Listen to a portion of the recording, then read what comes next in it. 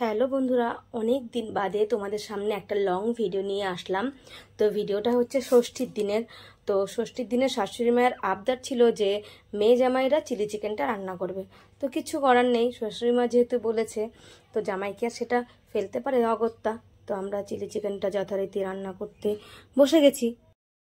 তো আমার প্রিয় বন্ধুরা, তোমরা সবাই জানো চিলি চিকেন রান্না করতে কি কি লাগে, তোমাদের নতুন করে আর বলার কিছু নেই। সব রকম বাটা মশলা, আদা, পেঁয়াজ, লঙ্কা, রসুন এগুলো দিয়ে ম্যারিনেট করে নিয়েছিলাম। আর গুঁড়ো মশলা ছিল হলুদ আর লঙ্কার গুঁড়ো, সামান্য একটু কর্নফ্লাওয়ার আর ভিনিগার দিয়ে ম্যারিনেট করে রেখেছিলাম। সঙ্গে দিয়েছিলাম 5 থেকে 6টা ডিম। ভালো মতো ম্যারিনেট করে আমরা ঘন্টাখানেকের জন্য এটা রেস্টে রেখে দিয়েছিলাম।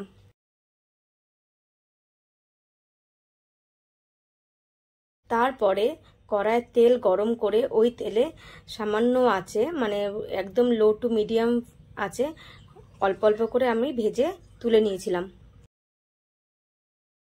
তারপর কড়াইতে তেল বেশি ছিল, সেই তেলটাকে একটা আলাদা পাত্রে তুলে নিয়ে ওই তেলের মধ্যে দিয়েছি ক্যাপসিকাম কুচোনো, পেঁয়াজ কুচোনো, রসুন কুচোনো আর লঙ্কা মাঝখান দিয়ে চিড়ে রাখা, দিয়ে সামান্য একটু বাদামি রঙের ভেজে নিয়ে তারপর ওর মধ্যে দিয়েছি লবণ।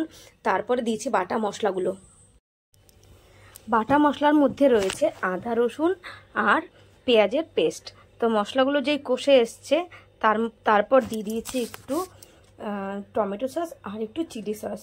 হ্যাঁ, আর দিয়েছিলাম হলুদ আর সামান্য একটু সয়া সস। তোমরা চাইলে সয়া সসটাকে স্কিপ করেও যেতে পারো, কারণ সয়া সসটা তো বেশি একটা খাওয়া ভালো না। তো যাই হোক, মশলাটা যেই কষে এসছে তার মধ্যে দিয়ে দিয়েছি জল। জলটা যেই ফুটে এলো তার মধ্যে চিলি চিকেনগুলো আমরা সব ঢেলে দিয়ে দিয়েছিলাম। তারপর গ্রেভিটা ঘন হয়ে গেলে তরকারিটাকে নামিয়ে নিয়েছি। ভিডিওটা কেমন হয়েছে তোমরা অবশ্যই আমাকে কমেন্টস করে জানিও। খুব শিগগিরই একটা নতুন ভিডিও নিয়ে আবার তোমাদের সামনে চলে আসবো আমি, শর্মিলা। আর আমার ইউটিউব চ্যানেল রুদ্রশর্মী রান্নাঘর যদি তোমাদের ভালো লেগে থাকে তাহলে অবশ্যই সাবস্ক্রাইব করে দিও। আর এই ভিডিওটা যদি তোমাদের ভালো লেগে থাকে তাহলে ছোট্ট করে লাইক আর একটা কমেন্টস রেখে যেও, যাতে আমি তোমাদের আবার নতুন করে ধন্যবাদ জানাতে পারি। আর খুব শিগগিরই দেখা হচ্ছে একটা নতুন ভিডিও নিয়ে। টাটা, সবাই সুস্থ থেকো, ভালো থেকো।